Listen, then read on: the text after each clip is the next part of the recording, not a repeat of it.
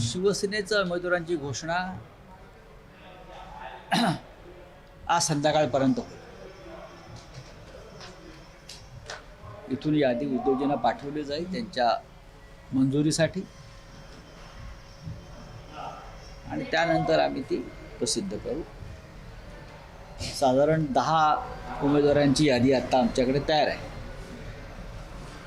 त्याच्यामध्ये पेडणे, म्हापसा, मांजरे, वाळपई, मये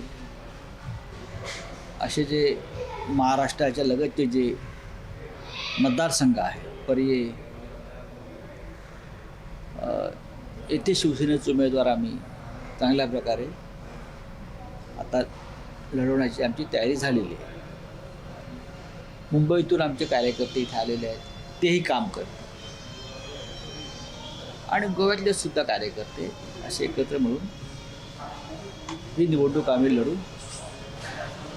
राष्ट्रवादी काँग्रेसनं त्यांचे उमेदवारसुद्धा मला वाटतं आज संध्याकाळी किंवा उद्या जाहीर करण्याचं ठरवलेलं आहे. पण आमच्या दोन्ही पक्षामध्ये मतदारसंघांच्या संदर्भात कोणतेही मतभेद किंवा वाद असण्याचा कुठलाही प्रश्न नाही आहे. एखाद दुसरे किरकोळ होते दोन्ही ठिकाणी आमच्याच कार्यकर्त्यांचा किंवा त्यांचा दावा होता, ते आम्ही बसून सोडवलेले विषय आहे. विशेषतः कुठळी मतदारसंघ आहे, अजून एक मतदारसंघ आहे, त्या संदर्भात काही मला दिसत नाही. आणि गोव्यातलं चित्र आपण पाहिलं असेल, आजही धुसर आणि अस्पष्ट आहे. प्रत्येक राजकीय पक्ष या देशातला त्याने गोव्याची प्रयोगशाळा केली. मी बघितले दिल्लीचे मुख्यमंत्री इथे बसलेले आहेत येऊन, केजरीवाल. निवडणुकीच्या आधीच त्यांनी मुख्यमंत्रीपदाचा चेहरा जाहीर केलेला आहे. तृणमूल काँग्रेसचे प्रमुख लोक इथे बसलेले आहेत. आमचे देवेंद्र फडणवीस यांचा तंबू इथे पडलेला आहे. काँग्रेस आहे आणि शिवसेना तर आहेच. लढू आणि जिंकू. राऊत साहेब, भाजपच्या यादीविषयी प्रचंड उत्सुकता आहे, कारण कोणाला उमेदवारी मिळणार, कारण अनेक जण दावेदार आहेत, घरात तिकीटं मागितली जातात. अशात जी संभाव्य यादी किंवा जी संभाव्य नावं समोर येत आहेत त्यात उत्पल पर्रीकर यांचं नाव दिसत नाहीये. बाबूश मॉन्सेरात यांना पणजीतून आणि त्यांच्या मिसेस संपूर्ण कुटुंब जेनिफर मॉन्सेरात त्यांनाही टाळेगावमधून उमेदवारी बाबू मॉन्सेरा त्या बाबतीमध्ये बाबूचं कुटुंब भाजपची जबाबदारी, जसं महाराष्ट्रात आहे ना माझं कुटुंब माझी जबाबदारी, तशी घोषणा इथे दिसते आहे मला. त्यांचं कुटुंब आमची जबाबदारी, पण तो त्यांचा पक्षाचा अंतर्गत प्रश्न आहे. हा पूर्णपणे त्यांचा अंतर्गत प्रश्न. आमची फक्त पर्रीकरांच्या कुटुंबाविषयी सद्भावना आहे, उत्पल पर्रीकरांविषयी आमच्या भावना आहेत त्या व्यक्त केल्या. त्याच्या पलीकडे आमचा भारतीय जनता पक्षाच्या यादीशी, त्यांचं उमेदवारीशी, त्यांना निर्माण ते जे देणार आहेत त्यांचे उमेदवार त्यांच्याशी किंवा त्यांच्या निवडणुकीशी तसा संबंध असण्याचं कारण नाही. प्रत्येकानं आपापली निवडणूक आपापल्या पद्धतीनं लढावी. नाही, पण उत्पल पर्रीकर यांच्या बाबतीत जी तुम्ही भूमिका व्यक्त केली, जी सहानुभूती दाखवली, देवेंद्र फडणवीस असं म्हणत आहेत की संजय राऊत यांचे मगरीचे अश्रू आहेत आणि याच संजय राऊतांनी मनोहरभाई पर्रीकर यांच्या बाबतीत जेव्हा ते आजारी असताना जी विधानं केली होती की सिख मुख्यमंत्री, सिख गव्हर्नमेंट, म्हणजे आजारी मुख्यमंत्री, आजारी महाराष्ट्राच्या मुख्यमंत्र्याविषयी आपणही साधारण एखाद्या आजारपणाविषयी आपण बोललेलो आहोत. तेव्हा पर्रीकर सक्रिय नव्हते. त्याच्यावरती कोणी बोलू शकतो. याचा अर्थ पर्रीकरांच्या बाबतीत काही दुर्दैवी दुःखद घटना व्हावी असा कधी आमची भूमिका आम्ही कधी व्यक्त नव्हती केली. एवढे आम्ही निर्दय नाही आहोत. पर्रीकरांना उदंड आयुष्य लाभावं अशी आम्ही प्रार्थना करत होतो. आता त्यांचं कुटुंब जे आहे, विशेषतः उत्पल पर्रीकर, हे निवडणूक लढवू इच्छितात. त्यांना तिकीट द्यायचं का नाही हा भाजपचा प्रश्न आहे.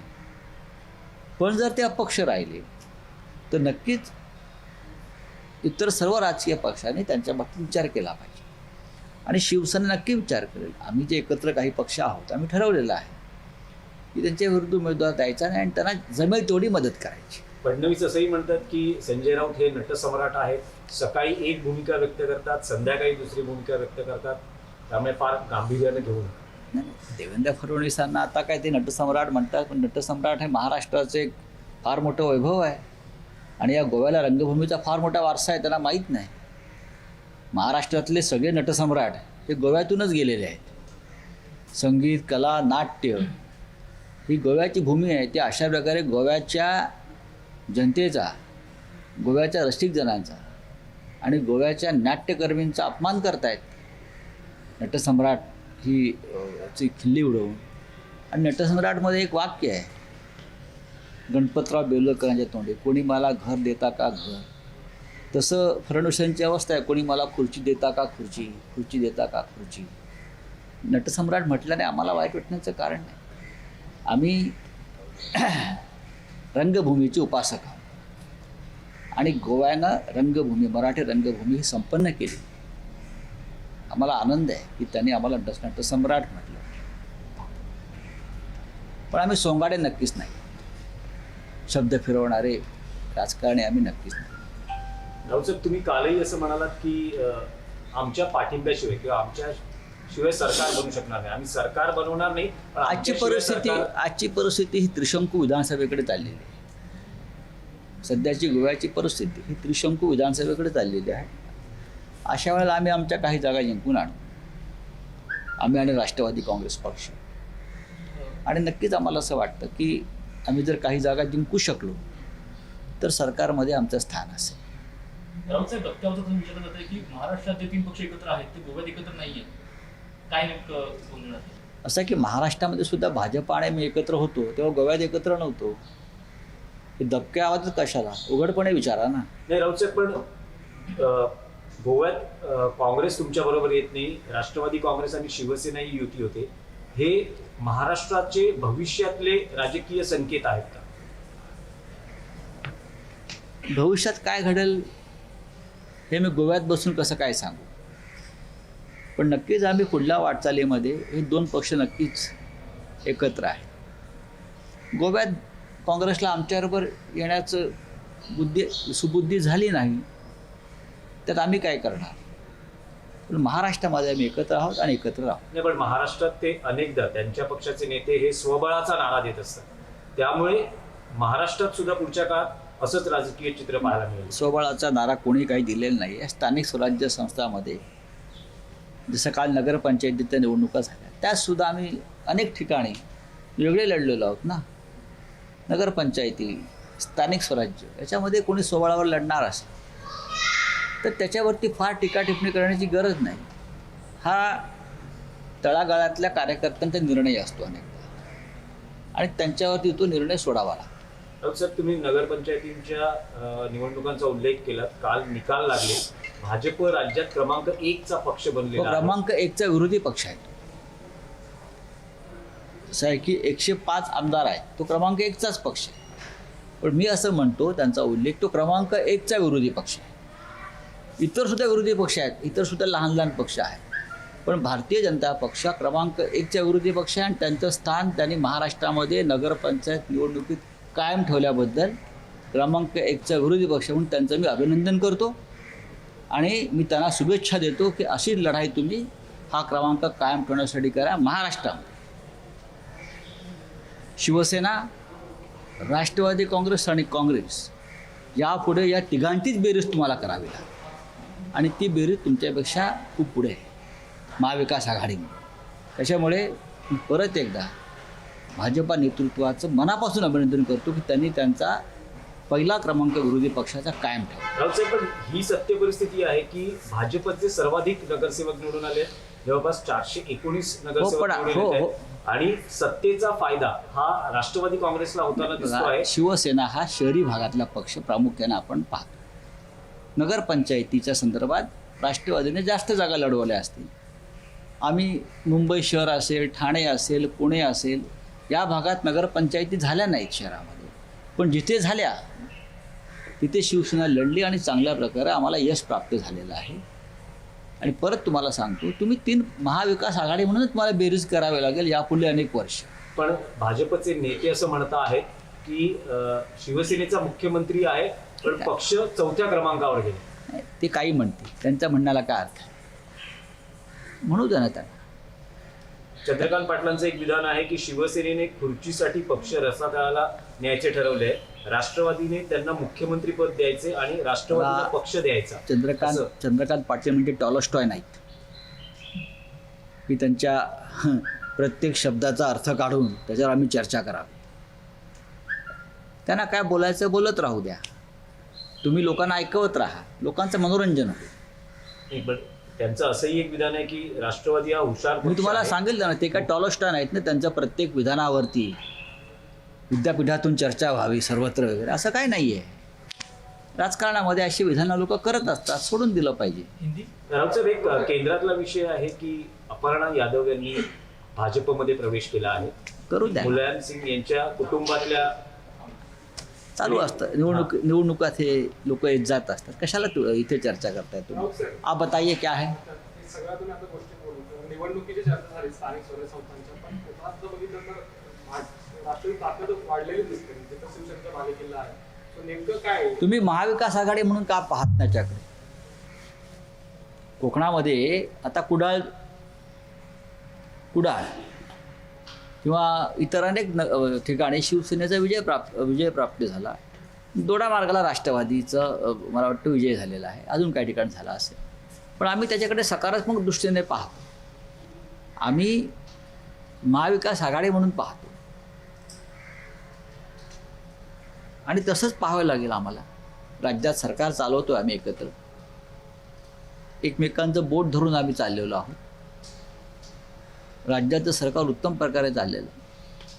नगरपंचायती किंवा स्थानिक स्वराज्य संस्थांच्या निवडणुका या खूपच तळागाळात होत असतात, लक्षात घ्या. आणि त्याच्याकडे तुम्ही उद्या काय होईल, परवा काय होईल या दृष्टीने पाहणं चुकीचं आहे. आम्ही भारतीय जनता पक्षाबरोबर एकत्र असताना सुद्धा साधारण असेच निकाल लागत आलेले आहेत.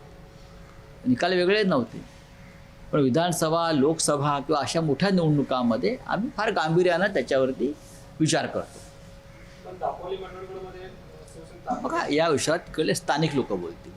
इथे बसून तिथे काय झाले मला माहीत नाही. दापोली, मंडणगड किंवा अन्य ठिकाणी जे काही निकाल लागले तिकडे आमचे विनायकराव राऊत आहेत, उदय सामंत आहेत, अनिल परब आहेत पालकमंत्री. त्या विषयावर ते मत व्यक्त करतील त्यांचं. हिंदी बताइए क्या चाहिए. सर, गोवा के इलेक्शन घोषित हुए, आपने कल ही घोषणा की है शिवसेना एक साथ लड़ेंगे, क्या नियोजन है इस पर? कांग्रेस सहभागी नहीं है, क्या कहते हैं? अगर कांग्रेस सहभागी नहीं है तो उनको पूछना चाहिए आप क्यों सहभागी नहीं हो. हमने कोशिश की एक गठबंधन बने जैसे महाराष्ट्र में बना है, उसमें कांग्रेस शामिल नहीं होगी, उनकी अपनी मजबूरी है यहाँ.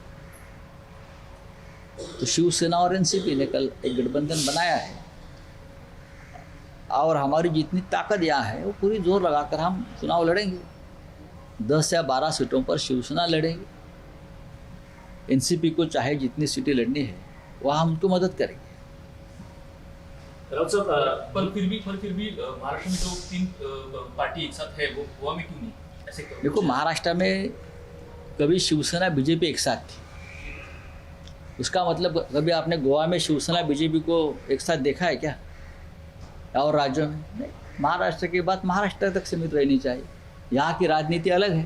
नहीं राउत साहब, लेकिन महाराष्ट्र की राजनीति से कुछ संकेत मिल रहे हैं क्योंकि गोवा में कांग्रेस शिवसेना एनसीपी के साथ नहीं है, तो भविष्य में महाराष्ट्र में भी ऐसा हो सकता है कि कांग्रेस ऐसा नहीं होगा. शिवसेना एनसीपी के साथ ना आए, खुद के ताकत पर चुनाव लड़े और शिवसेना एनसीपी और साथ रहे. बहुत टाइम है, 3 साल बाकी है.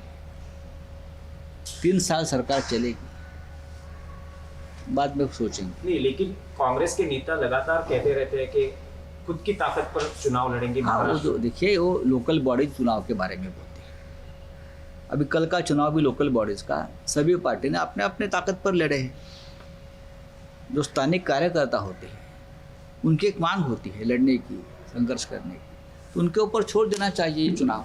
लेकिन महाराष्ट्र की नगर पंचायत के जो चुनाव के नतीजे आए हैं जिसमें शिवसेना के मुख्यमंत्री है, फिर भी पार्टी 4थे नंबर पर है और बीजेपी सबसे बड़ी पार्टी कर उभर कर सामने है. बीजेपी सबसे बड़ा विरोधी दल है महाराष्ट्र में और रहेगा. मैंने कहा ना कि मैं उसका अभिनंदन करता हूँ। अगर आप महाविकास आघाड़ी की बात करें तो 3 पार्टी के जो अगर आंकड़े देखें तो बीजेपी से बहुत ऊपर गए हैं और हम तीनों एक साथ हैं। आने वाले दिनों में महाराष्ट्र में कुछ भी आपको सोचना है, आंकड़ा निकालना है बहुमत का, तो तीनों को एक साथ निकाल कर ही आपको आंकड़ा निकालना होगा, संख्या बनानी होगी। बीजेपी ज़रूर हमसे कुछ सीटें ज़्यादा हो सकती है और एक मजबूत विरोधी पक्ष वापस एक बार आया है, पहला नंबर 1, तो अच्छी बात है। बीजेपी के नेता कह रहे कि ऐसे शायद डील हुई है कि मुख्यमंत्री पद ये शिवसेना को सौंपा जाए और शिवसेना ने पार्टी एनसीपी को सौंप दी है। ऐसा कौन बोलता है? चंद्रकांत पाटिल कह रहे हैं। ये कौन है? टॉलस्टॉय है क्या? बहुत बड़े तत्वचिंतक? अरिस्टोटल है क्या? या सोक्रेटिस है? कौन है? क्या उनके हर बात पर जवाब देना कोई हमारे लिए हमारी मजबूरी नहीं है ना? बोलने दो। निराशा में लोग इस प्रकार की बातें करते हैं और महाराष्ट्र के भाजपा में जिस प्रकार का निराशा का एक माहौल है तो उनके नेता इस प्रकार से बात करेंगे, छोड़ देना चाहिए। सर, गोवा के राजनीति से जुड़े हुए कुछ सवाल है। उत्पल पर्रिकर के बारे में शिवसेना क्या सोच रही है, क्योंकि जिस तरह से बीजेपी की लिस्ट अभी तक घोषित नहीं हुई, आज घोषित हो सकती है, लेकिन उसमें भी उत्पल पर्रिकर का नाम नहीं है, ऐसे सूत्रों से पता चल रहा है। बाबूश मोन्सेरात और उनकी बीवी को लेकिन टिकट दिया है, ऐसे कहा जा रहा है। अभी उनके लिस्ट में किसका नाम आता है उसका कुछ पार्टी का इंटरनल मामला है।